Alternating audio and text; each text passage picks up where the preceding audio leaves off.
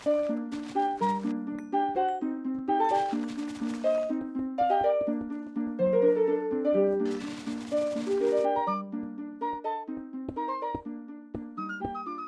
to you, my fellow Dark Ones. How are you guys doing today? How's life? Welcome to another episode of Grandma's Teeth, where I have been working a teeny tiny bit around our base, trying to clean up the mess. I know it's not ideal, but this is our home for the foreseeable future. So learn to love it, or else. Yeah. Anyways, last episode I did mention that today we're going to try and make the assembly line. You know, this guy over here, it's our assembling machine for the LUVH. It's a bit expensive, so I have been trying my best in order to make as many ZPM circuits as I could. And I think for one assembly line, we're going to need like, I don't know, 100 of them. However, the assembly line on its own is kind of garbage. In order for it to operate, we're going to need something called Indalloy 140. It's basically like a soldering alloy, but whatever you want to craft inside that stupid thing requires Indalloy. You see, every single recipe.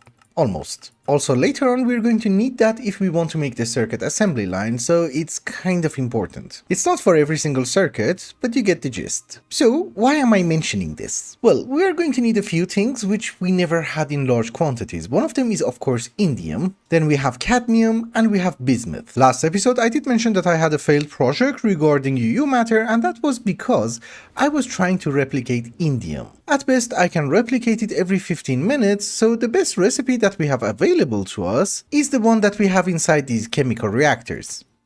We get indium concentrate, and after we get 72 buckets of it, we're going to get 1 indium dust. How do we make that? Well, we need sphalerite, we need galena. None of those ores are incredibly rare, but the problem is that sphalerite gives us cadmium.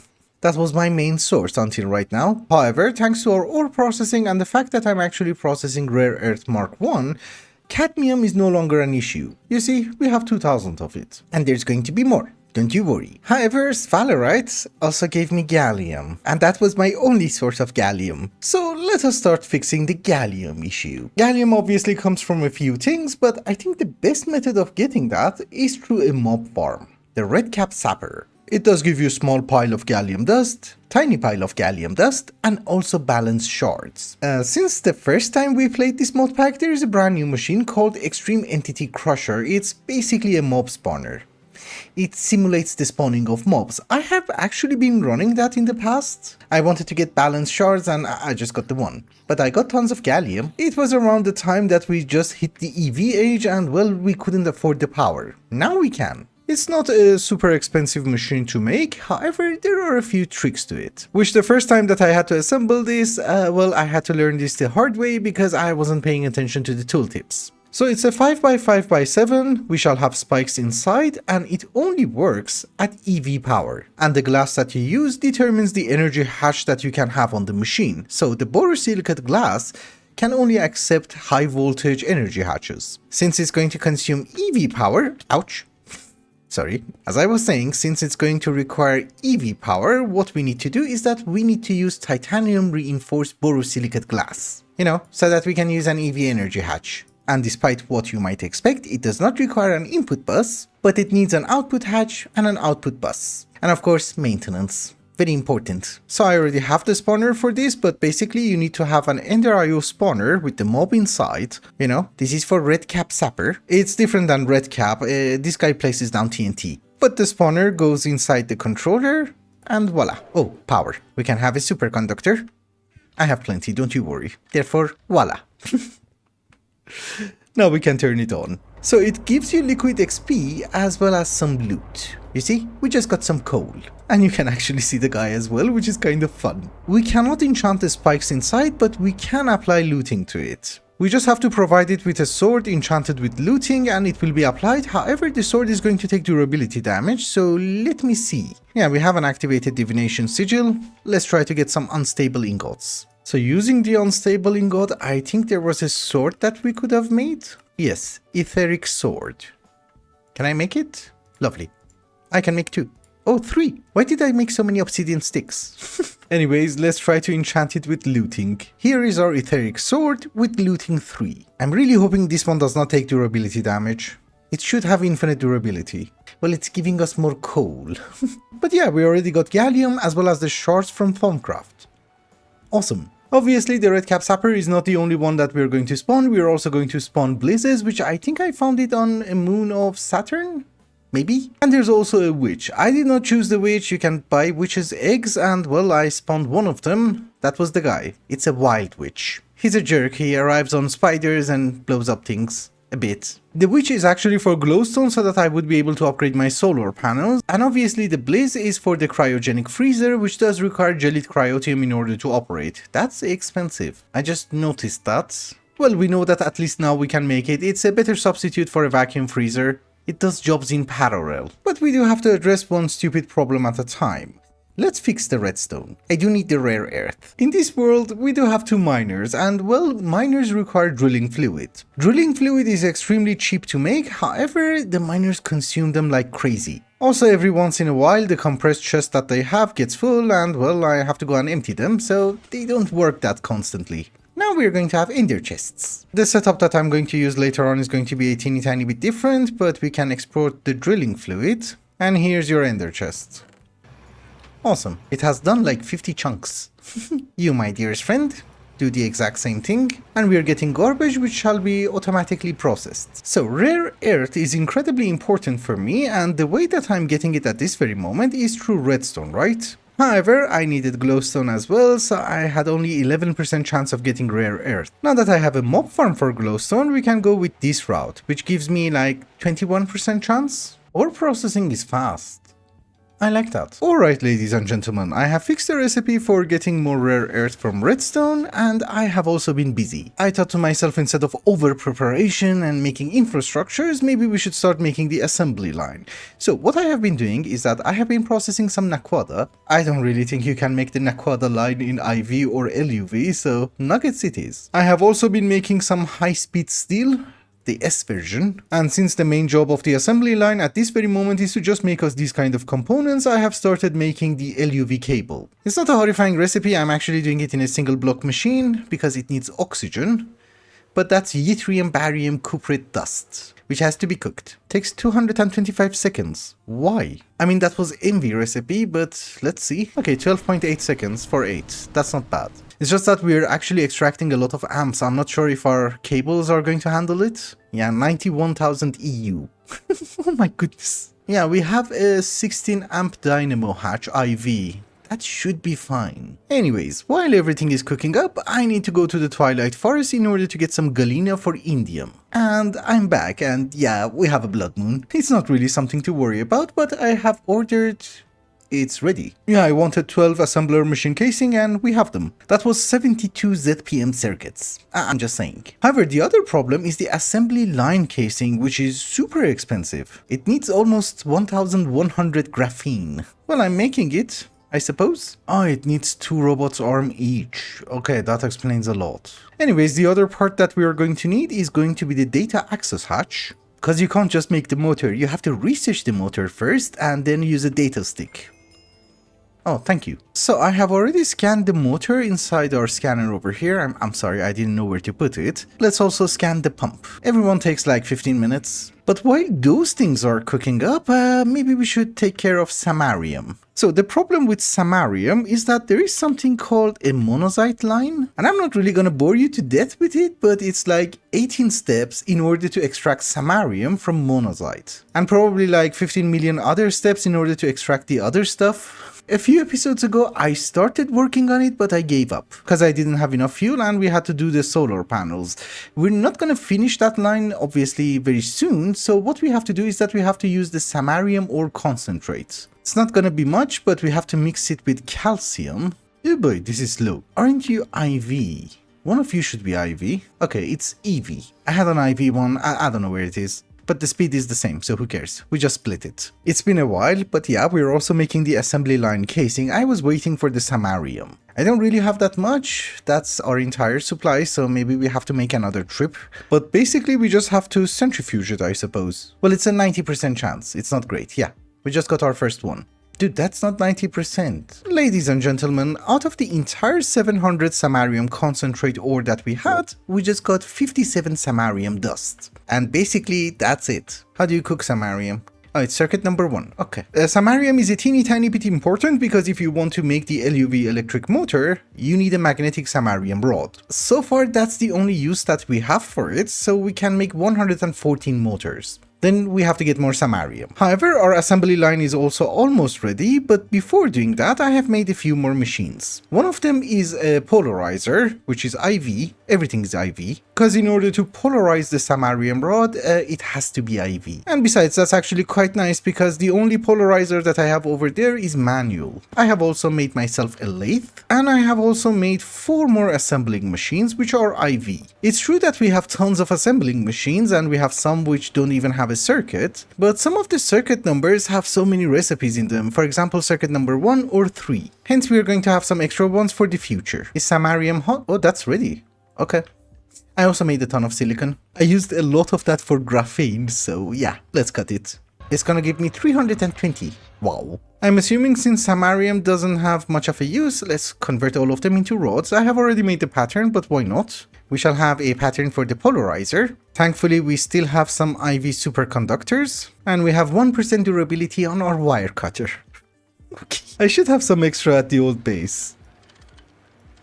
Yeah, okay, it broke. It's a pain to make, so I made extra ones. Yeah, it's actually not a pain, I forget the recipe. So can we make like 10 magnetic samarium rods? Very cool.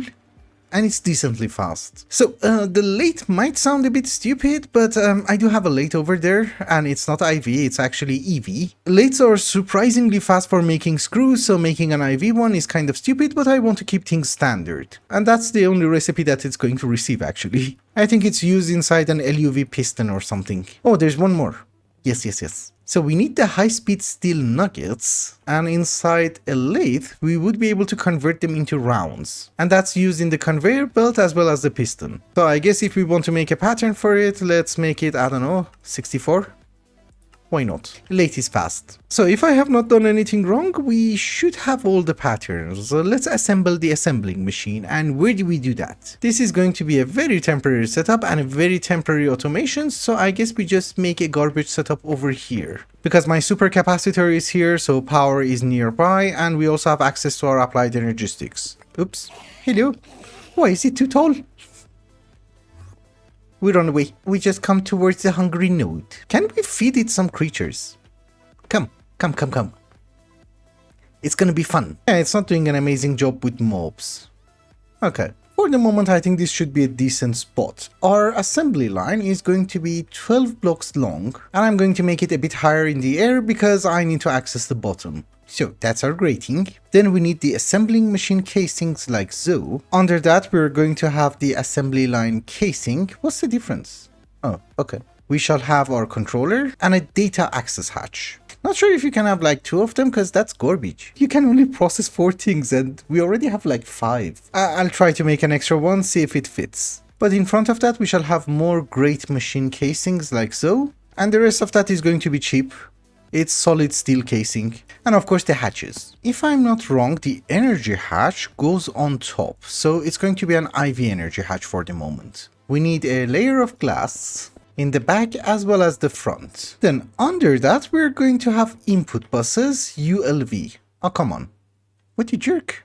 I'm working. These ones have only capacity for 1 stack of items, that's it. I guess the input hatches can go anywhere that we want, so something like this should be acceptable. We're going to have 4, although I don't think we need to. And I think we just covered the rest. Are you an assembling machine? No. Oh, maintenance hatch, yes. So that's our maintenance hatch. Are you complete? Please. No. Yes? No? Sometimes I feel really stupid. It needs an output bus. Yeah. Now it only has problems. We shall make your problems go away. Cool. Let me try to get one more data hatch, see if it works. You can make a better one. It's just expensive. Actually, I think we should be able to make it. Let's see, that's the LUV machine hall. We need 4 ZPM circuits and 4 data orbs. This is an awesome recipe, but it requires low gravity. It's okay. We go with this one. Oh, we already had 4. Okay, I'm sorry. We just need the ZPM circuits. It took a bit of time, but I think this advanced data access hatch is actually worth it. We already had an LUV machine hall. Oops. Yeah, we made it for unlocking the LUV age. So let's remove that one. You go over there. and we can have patterns for 16 items. So for automating this guy, we're not going to put that much effort in it because this is a very temporary setup. We need tens of these guys. For the moment, we just wanted to make us a few motors. I need some ender chests. So first off, before I forget, I have made some indalloy. That should be some lubricant, and they go inside the hatches. Items are going to go through an interface. They come to this ender chest over here. And then I think we should be able to use Ender IO conduits for the moment. And for importing things back into the system, we need one more Ender chest. I think I have one on the surface. Yeah, we just have to recolor it. This Ender chest is our input, the other one is the output. Goes back into our ME system. Each one of these guys is going to receive a filter, like so. I might need more filters. But don't you worry, we'll fix that. And this part is the part that I'm not exactly sure, but I think everything has to go in order. So, samarium rod, then the long steel, then an alloy which I cannot read that, it has too many R's.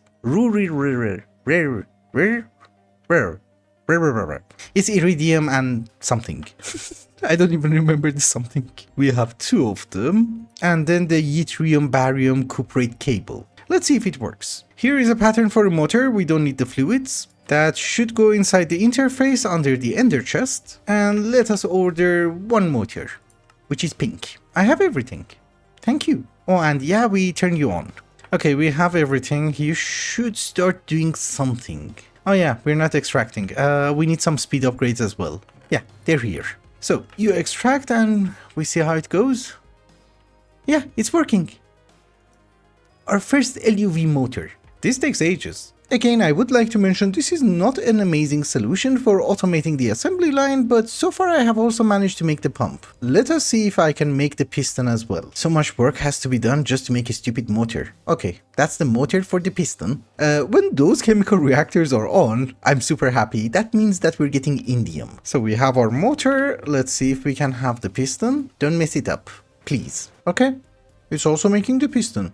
Later on, we are going to automate these guys using applied energistics, but I'm not going to put that much effort for automating the one. Once we have the capability of making like 4 of them, yeah, why not? Anyways, I have went up ahead, I made the robot arm, the conveyor, and the piston, so this quest is complete. And now that we are officially in the LUV age, it's time to make a few decisions on how to proceed. Obviously, in order to go to the ZPM age, what we need is Europium. Europium requires fusion, which is over here, and well, in order to do fusion, we need to do the Naquada line. I was under the impression that we have to do this later on, but yeah, apparently it's in this age. However, for today, we're not going to focus on fusion. We're going to try and get an LUV assembler. With that LUV assembler, I should be able to make the ore drilling plant Mark III, which, you know, has a radius of 96 blocks. Then we try to get the LUV energy hatch, and I'm not really sure, but I really like the molecular transformer. That will give me sonarium so that I can upgrade my solar panels. I don't have to work with algae. So in the meantime, I kept making a few motors. In order to make the assembly line, what we need is 2 robot arms. We already have the one. We need an extra one, so let's make the piston. I have already told you my automation with the assembly line is very garbage, so we have to order things one by one. Yeah,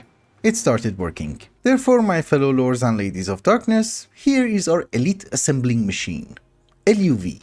And that should be a quest. Thank you, thank you. So up until right now, we never had this problem, but we don't have any power to run this guy. We need to use a transformer. Again, a very temporary setup. We put the transformer down, and let's try not to mess it up. So, we step it up. We can input 16 amps of IV, and we will get 4 amps of LUV, which actually works quite fine. I have a cable which can have a max amperage of 4. Interesting. So the top side is IV. I just want to make sure. And that is our LUV. Okay. So nothing should explode. Correct. Cable should not burn. Correct. I can have my assembling machine. Correct. Now how do we make the miner? It's a bit expensive. So while I'm making the components for the miners, which is going to take a considerable amount of time, let's fix something. Solar grade silicon. Currently I do have a very small garbage automation for it. The problem is that it's working at low voltage. I think it's not a very bad idea to upgrade it to at least high voltage. I need a ton of silicon. It's just that I don't remember how it worked. So there was an electrolyzer. Let's throw out the garbage, the LV one, so that I don't mess it up. Yeah, we have an electrolyzer, 2 chemical reactors, I think this was circuit number 2 and this was circuit number 1. Let's see. Yeah, at least this one is doing it every 5 seconds. That was every 20 seconds. I have been talking for a while and yeah, unfortunately my OBS crashed. That's always fun, jolly and cheerful. So obviously I did upgrade both of the miners. I needed 24 LUV motors, that was expensive. And I also realized that with my filtering on the assembly line, yeah, I can also craft badges. You can't really mix and match the items. For example, you can't order a pump and hope that it makes the motor, but if you have 8 motors, you can order 8 pumps. For the moment, it actually helps us a lot, so I'm not gonna be picky. Anyways, that's not very important. The important thing is that we have 2 semi-great miners. I brought it over here because there's redstone and there's also manganese, so I can get some tantalum. The only thing I forgot to bring was fuel. I do understand that's a bit of a stupid mistake to make. But we have our fuel, we have our drilling fluid, we have our ender chest, so start working. You don't want to. Okay, now you're working. Yeah, we're getting ores. That's quite nice. We get ores every 2 seconds. Since out of the around 110 samarium that we had, I used around 50 of that just to upgrade the miners. I thought maybe I should bring one of them to Europa in order to get a teeny tiny bit more samarium. This seems to be a decent spot. There's plenty of ledox, but it's turning into nighttime. Let's leave. And yeah, I do understand it doesn't rain on Europa, but that meteor is the reason I made the roof. We just left in time. Mobs were spawning. Where the hell is this place? I have no idea. Oh, we're close to home. Okay. It's that way. Now that we are back, let us start working on the LUV energy hatch. Why is the LUV energy hatch important? Good question. That stupid thing over here. The alloy blast smelter. It can only have 1 energy hatch, so if you want to handle an LUV recipe, you can't do it with 2 IV energy hatches. And guess what? For the molecular assembler that I want to make and also other recipes, we have one of those recipes. Molten Xeron 100. LUV. The worst part is it also needs an LUV solidifier, but we can fix that one, I guess. However, in order to make that stupid LUV energy hatch, we need superconductors from the LUV age, so we need to make some changes around our base. Let's have a few more IV superconductors. Hopefully we can have 10 IV energy hatches. I'm missing screws. So can I have 10? Thank you. All of these machines that you see over here either work at EV with 1 energy hatch or work at IV with 1 or 2 energy hatches, and they work with Bunsen. So what I have done is that I have removed all the pipings, I have removed all the gas turbines, and we have IV energy hatches. Not all the machines have to work at LUV. Oh, okay. It's warp. Not all the machines have to work at LUV. The cutting machine is important, the forming press, and the mixer. You don't need an LUV wire mill, I suppose. So now I'm assuming... Oops, you need oxygen. Yeah, I was going to say maybe we can make the superconductor base LUV, but we need to make some changes to another mixer, I guess. Because this one requires a gas. How would I know which gases are important? It's 650 recipes. Well, I'm almost 40% there. We might as well continue. Most of them are dyes. I don't think we need vodka. I'm not exactly sure, but I think I have made the proper adjustments. Let's see if we can make the superconductor. This had a problem, but I don't remember what it was. Oh yeah, circuit number 3. Okay, it's working. I want to try and make myself 8 LUV energy hatches, and it's already very problematic. I had to upgrade this chemical reactor into LUV, and well, I'm still waiting for my wafer. Thank you. How many does it give me? 2. Oh boy, I need a lot. The problem is I need a lot of Naquada. So basically I need 8 of these guys. Okay, well, on a very positive note, we have the pumps. We can make the superconductor at least. Yeah, it will take ages, but we will get it. I added IC2 coolant to the assembly line, and I also had to add 1 more IV energy hatch, because the recipe for the LUV energy hatch requires an LUV power. And if I'm not wrong, I have already scanned something. Yeah, exactly. Oh, finally. Okay, fluids have to be in order. Oh, and I did this one manually. There's no pattern for it. But yeah, the first one is ready. Oh, we actually have 2. Awesome. That should be another quest, thank you. But I think with that, ladies and gentlemen, it's also a good time to wrap up the episode, because I have to do huge improvements for the next one. So thank you so much for watching, and I hope you enjoyed it. Till the next one. Bye bye.